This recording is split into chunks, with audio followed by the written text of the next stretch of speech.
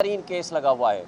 पूरी कौम की नज़रें इस केस की तरफ हैं, इसलिए कि 76 साल बाद इस फैसले ने डिटरमिन करना है क्या ताकत कानून और इंसाफ के अंदर है या ताकतवर लोग और वो इदारे और वो इस्टेब्लिशमेंट इन कानून दानों, कानून और इंसाफ के रखवालों को वो अपनी बंदूक की नोक के नीचे रखना चाहते हैं या रखेंगे, या ये वाकई ट्रू सेंस में आज़ाद अदलिया कहलाएगी। अगर ये आज़ाद अदलिया होती तो ना इमरान ख़ान के ऊपर कातलाना हमले होते। अगर ये आज़ाद अदलिया होती तो इस वक्त इमरान ख़ान जेल में ना होता। अगर आज़ाद अदलिया होती तो इस वक्त इमरान ख़ान 2/3 मेजॉरिटी के साथ प्राइम मिनिस्टर होता। ये सब आपने देख लिया।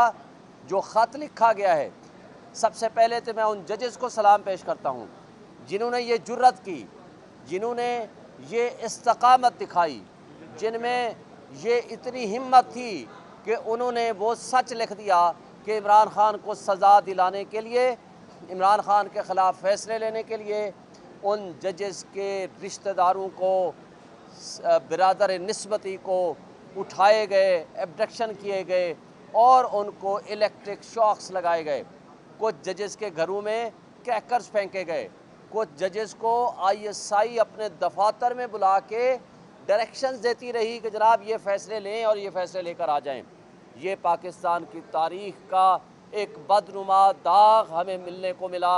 मुझे बताएं, जब आप पूरी दुनिया में ये चेहरा पाकिस्तान का दिखाएंगे, मुझे बताएं कि कश्मीर काज को, कश्मीर के मुकदमे को लड़ने के लिए हमारे पास क्या जवाब बाकी रह जाएगा। क्योंकि हमारे ऊपर ये एक इल्ज़ाम आएगा कि आपके मुंसिफ भी आज़ाद नहीं हैं, आपकी एस्टेब्लिशमेंट और आपकी इंटेलिजेंस एजेंसीज फ़ैसले लिखवाती हैं। जब हमारे ऊपर ये क्वेश्चन मार्क आएगा कि जब हमारे चादर और चार दीवारी की पामाली की जा रही थी, जब हमारे बच्चों को और हमारी ख़वातीन को उठाया जा रहा था, उस वक्त वाहिद फोरम इंसाफ के वो दरवाज़े थे जिसकी तरफ हम देखते थे। मगर बदकिस्मती से वो मुंसिफ जेल, अडियाला जेल में बैठ के रात को 11-11 घंटे, 12-12 घंटे बैठ के रात के 12 बजे वो फैसले लिखते थे जिसमें जो प्रोसिक्यूटर्स हैं उनको इमरान ख़ान का वकील बना दिया जाता था। आज सब सच सबके सामने आ चुका है और इमरान ख़ान ने एक बात बड़ी वाज़ेह तौर पर बता दी है कि उसकी कोई किसी से डील नहीं है। वो इंसाफ और के दरवाज़े की तरफ देख रहा है और इन मुंसिफों से हमें तवक्को है। इंशाअल्लाह ताला हम ये समझते हैं कि ये सुप्रीम कोर्ट जो 15 जजेस पे मुश्तमिल है, ये पाकिस्तान के 25 करोड़ आवाम को इंसाफ देगी। इसलिए कि इंसाफ करने वाले जो ख़ुद अपने लिए इंसाफ नहीं ले सकते, जिन्होंने 25 करोड़ आवाम के हुकूक़ के तहफ़्फ़ुज़ की कसम उठा रखी है, तो वो 25 करोड़ आवाम किसकी तरफ देखेगा? 25 करोड़ आवाम इनकी तरफ देखती है ताकि इनके हुकूक़ का तहफ़्फ़ुज़ ये मुंसिफ करें। तो लिहाजा आज ये सबसे बड़ी भारी ज़िम्मेदारी आयद होती है।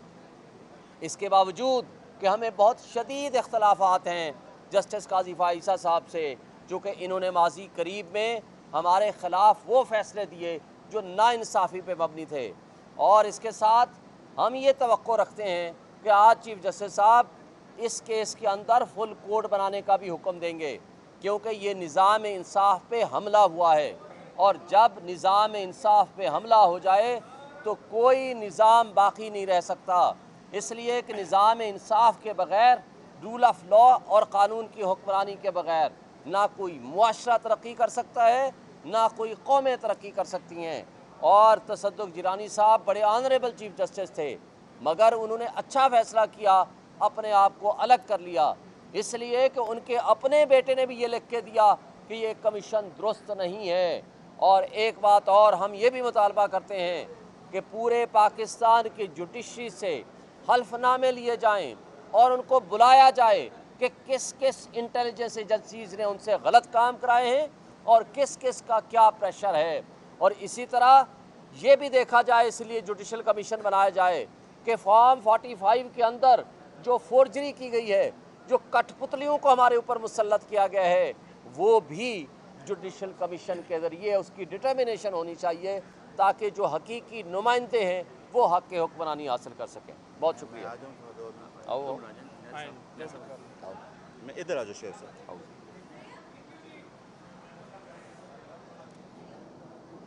शुरू करो।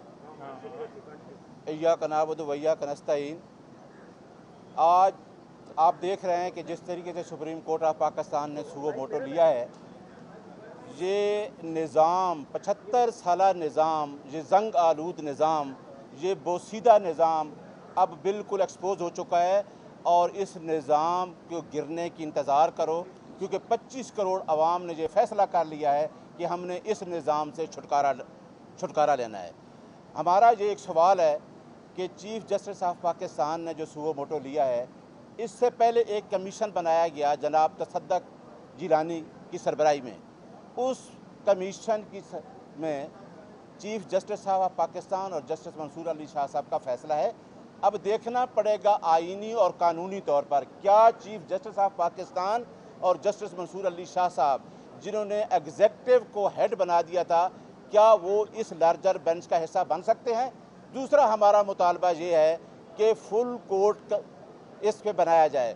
फुल कोर्ट ही इस आइन की बालादस्ती और कानून की हुक्मरानी जिसको 25 करोड़ आवाम देख रहे हैं, उसको फुल कोर्ट को देखना चाहिए कि आया जो 6 जजेस का ख़त है, क्या ये आइन की बालादस्ती और कानून की हुक्मरानी पे बहुत बड़ा क्वेश्चन है। पूरी 25 करोड़ आवाम की डिमांड है और हमारी भी ये डिमांड है अदलिया से कि ये फुल कोर्ट बनाया जाए और ये भी देखा जाए कि जो जजेस पिछले कमीशन में मौजूद थे उनको इस लार्जर बेंच में होना चाहिए कि नहीं। हमारी इस्तदा ये है कि ये जो मसला है, जो जुडिशरी को ख़त लिखा गया है और जिस तरीके से जुडिशरी ख़तरे में है, निज़ाम अदल ख़तरे में है, इसके लिए फुल कोर्ट बनाई जाए। बहुत शुक्रिया। बिस्मिल्लाहिर्रहमानिर्रहीम। इय्याका नअबुदु व इय्याका नस्तईन। सबसे पहले मैं और ये पूरी कौम इन 6 जजेस को सलाम पेश करती है कि जिस तरह इस जुल्म बर्बरियत के माहौल में उन्होंने हक़ का कलमा बुलंद किया और आवाज़ उठाई। किसी जस्टिस के लिए, किसी भी ऑफिसर के लिए, कोई भी किसी ओहदे पे बैठा हो, बड़ा मुश्किल होता है कि उसका स्टैंड लेना, लेकिन जिस तरह इन्होंने स्टैंड लिया है और इससे पहले chief justice of Islamabad high court को आगाह किया, जिस पर उन्होंने अपने भाइयों को इंसाफ नहीं दिया और तौहीन अदालत की कार्रवाई नहीं की। अगर आप दूसरी तरफ देखें तो जज ज़ेबा चौधरी केस आपके सामने होगा कि जब खान साहब ने सिर्फ ये कहा था कि हम कार्रवाई करेंगे, तो उसके ऊपर उस वक्त के चीफ जस्टिस अतर मनल्ला साहब ने फ़ौरन ही सो मोटो लेते हुए उसके ऊपर बेंच बनाकर तौहीन अदालत की कार्रवाई का आगाज़ कर दिया था। तो उस वक्त जब लोअर जुडिशरी का मामला आया तो एक उनकी जो नीचे एक जज हैं उनके हवाले से बात हुई, तो उन्होंने फ़ौरन ही उसके ऊपर एक्शन ले लिया। तो क्यों चीफ जस्टिस साहब ने इसके ऊपर एक्शन नहीं लिया? और इसके बाद उन्हीं 6 जजेस ने सुप्रीम कोर्ट के चीफ जस्टिस ऑफ पाकिस्तान को यही गुजारिश की, लेकिन उसके ऊपर भी कोई एक्शन नहीं लिया गया। और यही बात हम देख रहे हैं कि ओवरऑल आज तक पाकिस्तान तहरीक इंसाफ हो, इमरान खान साहब के केसेस हों, इसी तरह से अदालतों को मजबूर किया जाता रहा और इस लेटर ने इमरान खान और हम जो हमेशा कहते थे किस तरह से केसेस बनाए गए हैं उसके ऊपर मोहर सबत कर दी है। 300 वकला के खतूत ने और जस्टिस रिटायर तसद्दुक़ गिलानी के बेटे वो भी उसमें शामिल हैं, जिन्होंने यही कहा कि सो मोटो लिया जाए। तो हम ये गुजारिश कर रहे हैं कि जब 6 जजेस ने लेटर लिख दिया था तो उस वक्त क्यों उस सो कॉल्ड वज़ीर आज़म को बुलाकर उसके साथ मुशावरत करके फिर उसे ये कह दिया गया था कि अदलिया आपके सामने बिछाई जाती है। रियासत के अदलिया और इंतज़ामिया 2 अलग अलग सतून हैं। तो आपने देखा कि अदलिया को इंतज़ामिया के नीचे लिटाया गया। किसने लिटाया, क्यों लिटाया? और जब जस्टिस रिटायर तसद्दुक़ गिलानी ने उस कमीशन से इनकार कर दिया तो फिर 100 मोटो लेते हुए बेंच कंस्टिट्यूट किया, पिक एंड चूज़ किया। हम ये मुतालबा करते हैं, एक तो फुल कोर्ट होनी चाहिए और दूसरे नंबर पर काजी फायज़ ईसा साहब और जस्टिस मंसूर साहब, ये दोनों उस सो कॉल्ड वज़ीर आज़म के साथ मुलाकात के अंदर बैठे हुए थे। फिलफौर इस बेंच से ख़ुद को अलहदा करें। वो अपना माइंड पहले ही डिस्क्लोज कर चुके हैं, वो अपना माइंड पहले ही ज़ाहिर कर चुके हैं। सो कॉल्ड वज़ीर आज़म जो फॉर्म 45 के मुताबिक हारा हुआ शख्स है, उसके साथ मुलाकात करके। तो इसके साथ साथ हम ये भी मुतालबा करते हैं कि लाइव प्रोसीडिंग्स दिखाई जाएं ताकि पूरी कौम देखे। और तीसरा मुतालबा हम ये करते हैं कि जिन एजेंसी के एहलकारों ने धमकियां दी हैं, जिन्होंने मुदाखलत की है, उन तमाम एहलकारों को अदालत में बुलाया जाए और यहाँ पर उनसे सवालात जवाबात लिए जाएं, किए जाएं और उसके मुताबिक उनके खिलाफ एक्शन लेते हुए उनके खिलाफ कार्रवाई हो। और ये 6 जजेस नहीं हैं, ये पूरी कौम इंसाफ के लिए खड़ी है।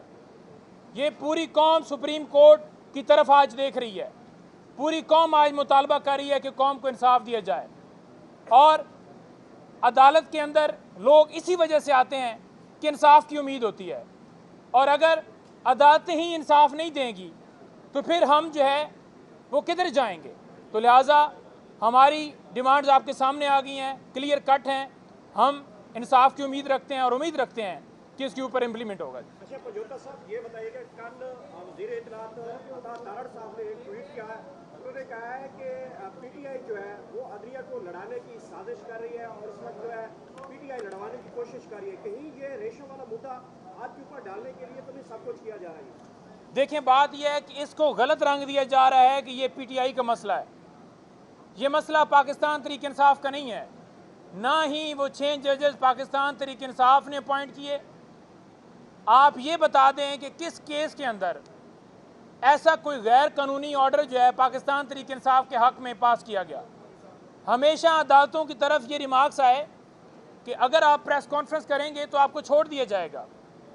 हमारी आज भी दरखास्तें इस्लामाबाद हाई कोर्ट के अंदर पेंडिंग हैं, चाहे साइफर केस हो, चाहे दूसरा कौन सा नैब वाला केस हो, सिक्योरिटी की दरखास्तें हों, खान साहब की जान की हिफाजत के हवाले से दरखास्तें हों, या बीबी साहबा की जान के ख़तरे के हवाले से दरखास्तें हों, या आपने देखा कि इससे पहले जितनी दरखास्तें इस्लामाबाद हाई कोर्ट में आईं, क्यों चीफ जस्टिस आमर फारूक साहब के पास 130 से ज़्यादा दरखास्तें गईं?